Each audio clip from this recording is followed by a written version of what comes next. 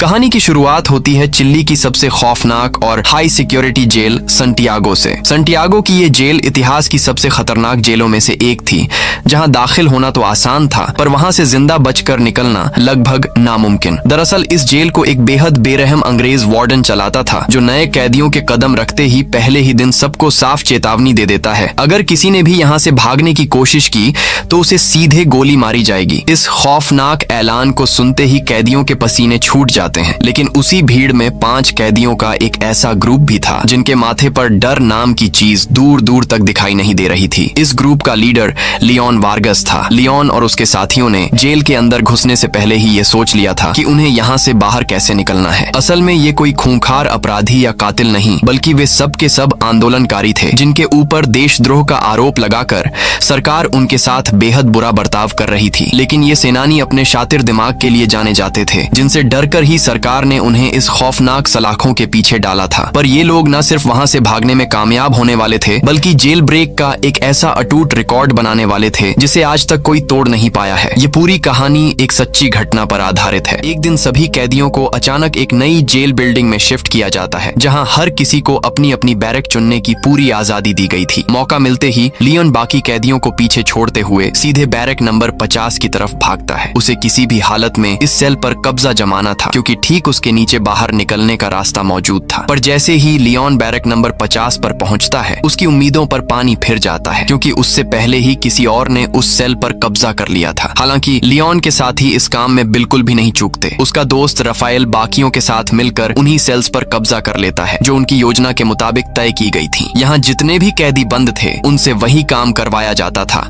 जिसमें वे बेहद माहिर थे और जिसे वे सालों से करते आ रहे थे। लियोन पेशे से आर्किटेक्ट होने के नाते लियोन ने बिना किसी औजार के सिर्फ अपने कदमों की गिनती से ही इस बात का सटीक जायजा लगा लिया कि बाहर निकलने के लिए उन्हें पूरी 210 फुट लंबी सुरंग बनानी होगी। ये सुरंग सीधे पास ही मौजूद एक नदी में जाकर निकलती, यानी अगर किसी तरह वे सब वहां से बाहर निकल जाएं, तो नदी के रास्ते आसानी से फरार हो सकते हैं। पर सबसे बड़ी टेंशन ये थी कि 24 घंटे पहरेदारों की नाक के नीचे सुरंग खोदना और उससे निकलने वाली मिट्टी को सही ठिकाने लगाना वाकई एक बहुत बड़ा टास्क था। अभी ये लोग बैठकर प्लान बना ही रहे होते हैं कि तभी अचानक पाब्लो नाम के एक कैदी की नजर उन पर पड़ जाती है। वह तुरंत ताड़ जाता है कि ये लोग जरूर कोई प्लान बना रहे हैं और उसे दाल में कुछ काला लगता है। वह सीधे उनके पास जाकर कहता है कि तुम लोग जो भी प्लान बना रहे हो, मुझे भी उसमें शामिल कर लो, क्योंकि मैं भी यहाँ से बाहर निकलना चाहता हूँ। उन तीनों को पाब्लो पर भरोसा हो जाता है और वे उसे अपने ग्रुप में शामिल कर लेते हैं। साथ ही वे पाब्लो से यह भी कहते हैं कि अगर उसके पास यहाँ से बाहर निकलने का कोई बढ़िया आइडिया हो तो वह उन्हें जरूर बताए। जैसे ही शाम होती है, लियोन और उसके साथी सुरंग बनाने की पूरी प्लानिंग में जुट जाते हैं। उनका सबसे पहला काम होता है दीवार की तरफ दिखने वाला एक नकली बोर्ड तैयार करना। चूंकि इस सुरंग को बनाने में काफी दिन लगने वाले थे, ऐसे में यह नकली दीवार पहरेदारों की आंखों में धूल झोंकने का काम करेगी, ताकि गश्त लगाते वक्त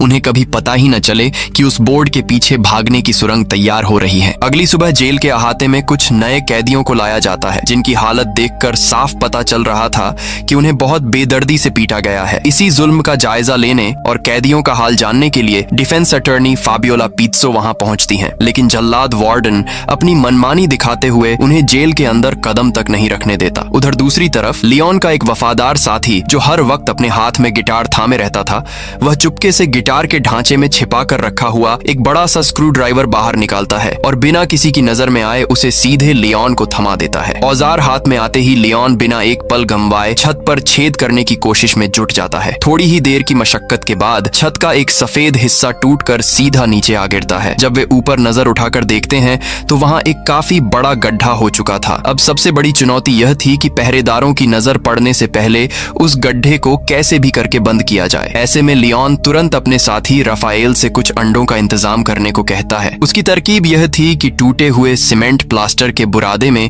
अंडों को मिलाकर एक मजबूत देसी प्लास्टर तैयार किया जाए। इसके बाद गैंग का हर बंदा अपने अपने काम में जुट जाता है। वहीं उनका वह संगीतकार दोस्त, जो गिटार बजाने में उस्ताद था, बैरक के बाहर खड़े होकर पहरेदारों को बातों और संगीत में उलझाने की जिम्मेदारी संभाल लेता है। जैसे ही उसे सिक्योरिटी की आहट मिलती है, वह गिटार पर खतरे का खास अलर्ट ट्यून बजाना शुरू कर देता है। धुन सुनते ही लियोन और उसकी टीम को समझ आ जाता है कि गार्ड्स किसी भी वक्त अंदर दाखिल हो सकते हैं। वे तेजी से काम निपटाते हैं और उस मरम्मत किए गए हिस्से के ठीक ऊपर एक पोस्टर चिपका देते हैं। ऐन मौके पर रोजाना की तरह चेकिंग करने वाले गार्ड्स बैरक में धमक पड़ते हैं। उनमें से एक सिपाही का ध्यान सीधा उस पोस्टर पर जाता है और वह उसे उखाड़ने ही वाला होता है कि तभी अचानक उसका दूसरा साथी उसे आवाज देकर बुला लेता है। इस तरह एक बड़े खतरे से उनकी जान बाल बाल बच जाती है। लेकिन यह तो महज एक ट्रेलर था, क्योंकि असली और मुश्किल काम तो अभी बाकी था। उन्हें ग्राउंड फ्लोर की उस सेल से सुरंग की खुदाई शुरू करनी थी, जिसकी दीवार पर गार्ड्स की नजर से बचने के लिए एक नकली लकड़ी का ब्लॉक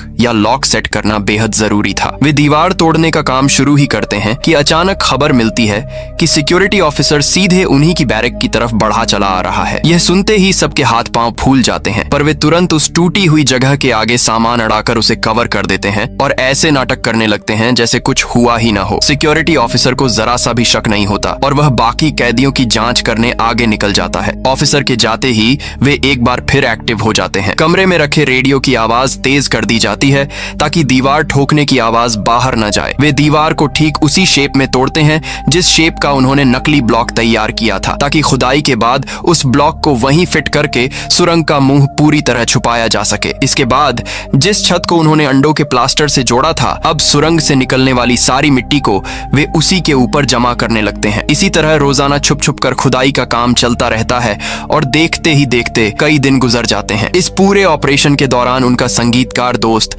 बाहर तैनात रहकर अपने गिटार के सुरों से पहरेदारों का ध्यान भटकाता रहता। जब भी गार्ड्स करीब आते, वह खतरे की वही खास धुन छेड़ देता जिससे अंदर काम कर रहे लोग तुरंत सतर्क हो जाते। लेकिन इसी बीच ऑस्कर नाम का एक दूसरा कैदी हर रोज इन्हें एक ही वक्त पर एक ही जैसा संदिग्ध काम करते हुए गौर से देख रहा था। उसके दिल में शक का बीज अंकुरित हो चुका था कि ये लोग पक्का कोई बहुत बड़ा कांड करने की फिराक में हैं। उधर अगले दिन जब लियोन खुद सुरंग के अंदर जाकर उसकी गहराई नापता है तो उसका हौसला पूरी तरह टूट जाता है। महीनों की हाड़ तोड़ मेहनत के बाद भी सुरंग अभी 10% भी नहीं खुदी थी। लियोन को यह कड़वा सच समझ आ जाता है कि अगर इस रफ्तार से चले तो सुरंग पूरी होने में सालों लग जाएंगे और अगर जल्द बाहर निकलना है तो इस मिशन में और हाथों की जरूरत पड़ेगी। इसीलिए लियोन जोखिम उठाकर जेल के कुछ और भरोसेमंद कैदियों को अपने गुप्त प्लान में शामिल करता है और उन्हें वह छुपा हुआ रास्ता दिखाता है। सुरंग देखते ही वे सब उनका साथ देने को सहर्ष तैयार हो जाते हैं। दरअसल इनमें से ज्यादातर वे कैदी थे जिन्हें कुछ ही दिनों में फांसी के फंदे पर लटकाया जाना था और वे किसी भी कीमत पर अपनी जिंदगी बचाना चाहते थे। अब जब जेल के कई और कैदी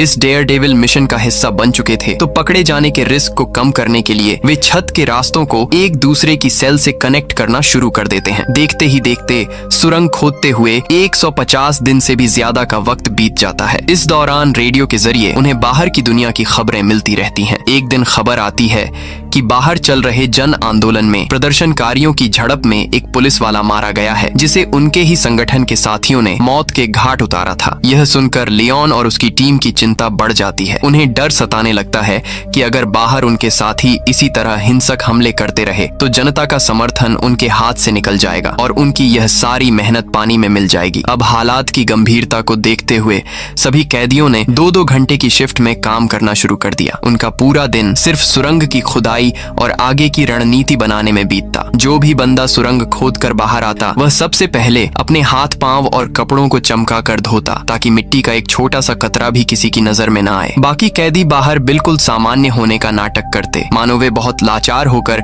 अपनी सजा काट रहे हों। जिस कैदी की जब ड्यूटी लगती वह पूरी निष्ठा से खुदाई करता और बाकी लोग बाहर खड़े होकर परिंदे पर भी नजर रखते। जरा सी भी गड़बड़ महसूस होने पर वे तुरंत अंदर कोड सिग्नल भेज देते। काम अब सुपर फास्ट स्पीड से आगे बढ़ रहा था और आधी से ज्यादा सुरंग खोदी जा चुकी थी। तभी एक दिन वही शक करने वाला कैदी ऑस्कर रफाएल के पास पहुंचता है और सीधे शब्दों में कहता है कि मुझे सब पता चल चुका है कि तुम लोग अंदर क्या गुल खिला रहे हो। मुझे भी अपने साथ इस मिशन में शामिल कर लो।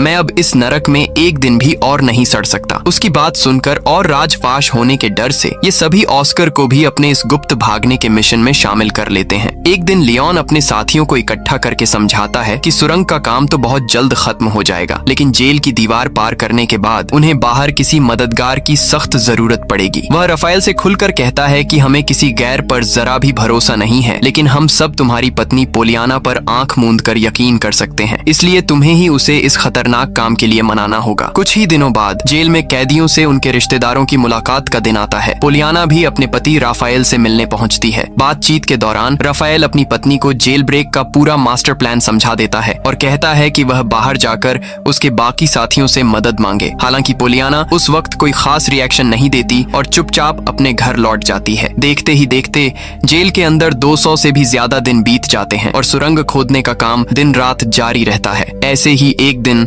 जब लियोन का वह संगीतकार दोस्त सुरंग के मुहाने पर खुदाई कर रहा होता है, तभी गार्ड्स की एक पूरी टुकड़ी अचानक वहां आ धमकती है। दरअसल उन्हें भनक लग चुकी थी कि जेल के भीतर कुछ गैर कानूनी पक रहा है। जैसे ही गार्ड्स आगे बढ़ते हैं, लियोन फुर्ती से सेल के अंदर जाकर अपने साथियों को खबरदार कर देता है, पर इतने कम समय में खुदाई के औजार और मिट्टी छुपाना नामुमकिन था। ऐसे में अपने साथियों और पूरे प्लान को बचाने के लिए राफेल बिना सोचे समझे सीधे गार्ड्स पर टूट पड़ता है। देखते ही देखते बाकी कैदियों और गार्ड्स के बीच भयंकर हाथापाई शुरू हो जाती है। इस धक्का मुक्की में भले ही कैदियों को काफी चोटें आती हैं, पर लियोन और उसकी टीम को सारा सामान गायब करने का कीमती वक्त मिल जाता है। लड़ाई शांत होने के बाद खूंखार वार्डन अंद्रादे सजा के तौर पर उन सभी कैदियों को कड़ाके की धूप में नंगा खड़ा कर देता है। दरअसल अंद्राडे बेहद चालाक और शातिर इंसान था, जो 24 घंटे कैदियों पर पैनी नजर रखता था और आए दिन ऐसी अचानक चेकिंग करवाता रहता था। उधर दूसरी तरफ पोलियाना अपने पति को छुड़ाने की गुहार लेकर उस पॉलिटिकल पार्टी के दफ्तर पहुंचती है, जिसके लिए राफेल कभी दिन रात काम किया करता था। लेकिन चुनाव सिर पर होने के कारण नेताओं ने उसकी मदद करने से साफ इनकार कर दिया। उन्हें डर था कि किसी सजा याफ्ता कैदी की मदद करने से चुनाव में उनकी थू-थू हो जाएगी। निराश होकर पोलियाना फिर राफेल के पिता के पास पहुंचती है, जो एक चर्च में पादरी थे। वह उन्हें सच्चाई बताती है कि उनका बेटा और उसके साथी जेल में सुरंग खोद रहे हैं और उन्हें बाहर से मदद की जरूरत है। अपने बेटे की जान बचाने के लिए राफेल के पादरी पिता और उनके कुछ करीबी दोस्त इस खतरनाक मिशन में हाथ बटाने के लिए तैयार हो जाते हैं। इधर जेल में कई दिनों तक काल कोठरी में बंद रखने के बाद वार्डन अंद्रादे राफेल को खुशखबरी सुनाता है कि अदालत ने उसे फांसी की सजा मुकर्रर कर दी है। पर फांसी की खबर सुनकर भी राफेल के चेहरे पर शिकन तक नहीं आती। वह अंदर ही अंदर जानता था कि फांसी के तख्ते पर चढ़ने से पहले ही वह इस जेल की दीवारों को पार कर चुका होगा। यही बात वह इशारों ही इशारों में अपनी वकील फाबियोला को भी समझा देता है। अब सुरंग की खुदाई को 390 दिन से भी ज्यादा का वक्त हो चुका था। सुरंग इतनी लंबी और गहरी हो चुकी थी कि उसके अंदर ऑक्सीजन की भारी कमी होने लगी। घुटन की वजह से अंदर खुदाई कर रहा कैदी अचानक बेहोश हो जाता है। ठीक उसके पीछे मौजूद राफेल बेहद मशक्कत के बाद उसे खींचकर बाहर निकालता है। लियोन राफेल से कहता है कि हमें तुरंत इस समस्या का कोई जुगाड़ निकालना होगा। तभी उनकी मुलाकात ह्यूगो नाम के एक कैदी से होती है, जिसके पास एक मोटर होती है। राफेल उसे भी अपने गैंग में शामिल कर लेता है। इसके बाद वे उस मोटर में पंखा फिट करते हैं और एक प्लास्टिक पाइप के जरिए सुरंग की उस गहराई तक ताजी हवा पहुंचाने में कामयाब हो जाते हैं, जहां तक खुदाई पूरी हो चुकी थी। हालांकि आजादी की मंजिल अभी भी उनसे काफी दूर थी। खोदते खोदते अब 413 दिन का लंबा अरसा बीत चुका था। एक सुबह पोलियाना अखबार खोलती है तो उसके होश उड़ जाते हैं। खबर छपी थी कि तानाशाह पर हमला करने वाले 9 कैदियों को कोर्ट ने फांसी की सजा सुनाई है। दूसरी ओर वार्डन अंद्रादे का शक अब लियोन की टीम पर गहराने लगा था। वह पाब्लो को पकड़कर टॉर्चर करता है और धमकी देता है कि अगर वह उसका खबरी नहीं बना तो उसे जान से मार दिया जाएगा। मौत के डर से घबराया पाब्लो अपनी जान बचाने के लिए वार्डन का जासूस बनने पर राजी हो जाता है। तमाम मुश्किलों को पार करते हुए आखिरकार लियोन और उसके साथी सुरंग खोदकर जेल की बाहरी बाउंड्री के बिल्कुल करीब पहुंच जाते हैं। सुरंग का सही सिरा पता लगाने के लिए वे एक प्लास्टिक पाइप के जरिए ऊपर जमीन पर लाल रंग का केमिकल छिड़क देते हैं, ताकि बाहर मौजूद पोलियाना को संकेत मिल सके कि सुरंग वहां तक पहुंच चुकी है। अगले ही दिन राफेल के पादरी पिता उससे मिलने जेल आते हैं और फुसफुसाकर बताते हैं कि उन्हें वह लाल निशान मिल गया है, लेकिन उनकी मंजिल अभी भी 42 फुट दूर है। यह सुनते ही लियोन बिना वक्त गंवाए एक बार फिर खुदाई का काम शुरू करवा देता है। जेल के सन्नाटे में 559 दिन बीत चुके थे कि तभी अचानक एक दिन पूरी जेल तेज भूकंप के झटकों से कांप उठती है। खुशकिस्मती से किसी भी कैदी को कोई खरोंच नहीं आती और उससे भी राहत की बात यह थी कि महीनों की मेहनत से बनाई गई सुरंग बिल्कुल सुरक्षित रहती है। उस पर भूकंप का कोई असर नहीं पड़ता। सभी चैन की सांस लेते हैं और तय करते हैं कि इससे पहले कि अगला भूकंप आए और सब कुछ तबाह हो जाए, उन्हें यहाँ से निकलना ही होगा। अगले अगले दिन जब सुरंग की आखिरी इंच तक खुदाई पूरी हो जाती है तो लियोन अपनी बैरक के एक ऐसे कैदी के पास जाता है जो पैर से अपाहिज था। लियोन उससे कहता है कि चलो हमारे साथ बाहर निकलो, पर वह बुजुर्ग कैदी अपनी जिंदगी जी चुका था और जानता था कि अपनी विकलांगता के कारण वह संकरी सुरंग में रेंग नहीं पाएगा, इसलिए वह साथ जाने से साफ मना कर देता है। आखिरकार वह ऐतिहासिक तारीख आ ही जाती है जिसका वे पिछले 567 दिनों से इंतजार कर रहे थे। रात के वक्त जब बाकी सारे कैदी मजे से टीवी देखने में मशगूल थे, तभी सुरंग के मिशन में शामिल कैदी एक एक करके खिसकना शुरू कर देते हैं। किसी को कानों कान खबर तक नहीं होती। कैमरा हमें सुरंग के अंदर ले जाता है जहां 49 कैदी एक के पीछे एक पेट के बल रेंगते हुए आगे बढ़ रहे थे। सबसे आगे रफाएल मौजूद था जो सुरंग के मुहाने से एक एक करके अपने साथियों को ऊपर खींच रहा था। इसी बीच टीवी रूम में बैठे पाब्लो की नजर अचानक लियोन के पूरे ग्रुप पर पड़ती है। बैरक से सब गायब थे। पाब्लो के माथे पर पसीना आ जाता है और वह तुरंत लियोन की सेल की तरफ भागता है। वहां 50वां कैदी यानी ऑस्कार सुरंग के छेद में घुसने ही वाला था। पाब्लो चिल्लाते हुए सिक्योरिटी गार्ड्स को आवाज देने लगता है। ऑस्कर उसे रोकने की कोशिश करता है पर पाब्लो नहीं मानता। देखते ही देखते दोनों के बीच खूनी हाथापाई शुरू हो जाती है। इस लड़ाई में ऑस्कर बुरी तरह लहूलुहान और घायल हो जाता है, पर अपनी पूरी ताकत लगाकर वह आखिरकार पाब्लो को पीट पीट कर बेहोश कर देता है। उधर सुरंग के दूसरे छोर पर एक एक करके सभी कैदी सलाखों के पार आ चुके थे। बाहर उनका इंतजार कर रही थी एक बस जिसे रफाएल की पत्नी पोलियाना खुद चलाकर लाई थी। तभी भागे भागे बस में सवार होने लगते हैं, लेकिन तभी सबकी नजरें ऑस्कर को ढूंढने लगती हैं। वह अभी तक बाहर नहीं आया था। पूरा ग्रुप सांस रोके ऑस्कर का इंतजार करने लगता है। उधर पाब्लो के साथ हुई हाथापाई में हाथ बुरी तरह जख्मी हो जाने के कारण बेचारा ऑस्कर सुरंग के मुहाने पर लाचार पड़ा हुआ था और हिलने की हालत में भी नहीं था। वे आखिरी पल तक उम्मीद लगाए ऑस्कर का इंतजार करते रहे, पर तभी अचानक पूरी जेल परिसर में खतरे का सायरन गूंज उठता है। दरअसल जेल के बाकी कैदियों को भी सुरंग की भनक लग चुकी थी और अंदर हड़कंप मच गया था। सायरन बजते ही पोलियाना को भारी मन से बिना ऑस्कर के ही गाड़ी आगे बढ़ानी पड़ती है। इस तरह सुरंग के रास्ते कैदियों का यह जांबाज ग्रुप सलाखों के पीछे से सही सलामत बाहर निकलने में कामयाब हो जाता है। हालांकि कुछ बदकिस्मत कैदियों को गार्ड्स मौके पर ही दबोच लेते हैं, लेकिन जब सिक्योरिटी की टीम सेल के अंदर दाखिल होकर उस 80 फुट लंबी खौफनाक सुरंग को देखती है तो उनके होश उड़ जाते हैं। घमंडी वार्डन अंद्रादे का सारा गुरूर एक झटके में चकनाचूर हो जाता है। उधर जो कैदी बस में सवार होकर सुरक्षित निकल चुके थे, पोलियाना उन्हें नए जाली दस्तावेज और कुछ पैसे थमा देती है। इसके बाद पकड़े जाने के रिस्क को खत्म करने के लिए उन्हें 3-3 के छोटे ग्रुप्स में अलग अलग जगहों पर छोड़ दिया जाता है। इसी के साथ महीनों की हाड़ तोड़ मेहनत, अटूट हौसले और सूझबूझ के दम पर ये सभी स्वतंत्रता सेनानी उस नर्क रूपी जेल से हमेशा हमेशा के लिए आजाद हो जाते हैं। यह चिल्ली के इतिहास का सबसे बड़ा और अनोखा जेल ब्रेक था, जहां एक ही रात में देखते ही देखते 49 कैदी वार्डन की नाक के नीचे से रफू चक्कर हो गए। एक ऐसा कीर्तिमान जिसे आज तक कोई नहीं तोड़ पाया है। और इसी के साथ इस ऐतिहासिक आजादी की यह खौफनाक दास्तान यहीं पर खत्म होती है। दोस्तों, ये थी आज की हमारी पूरी कहानी। कैसी लगी कमेंट में जरूर बताना, और स्क्रीन पर जो वीडियो दिख रही है ये भी काफी मजेदार है, तो क्लिक करो और एंजॉय करो। मिलते हैं नेक्स्ट वीडियो में, तब तक के लिए बाय बाय।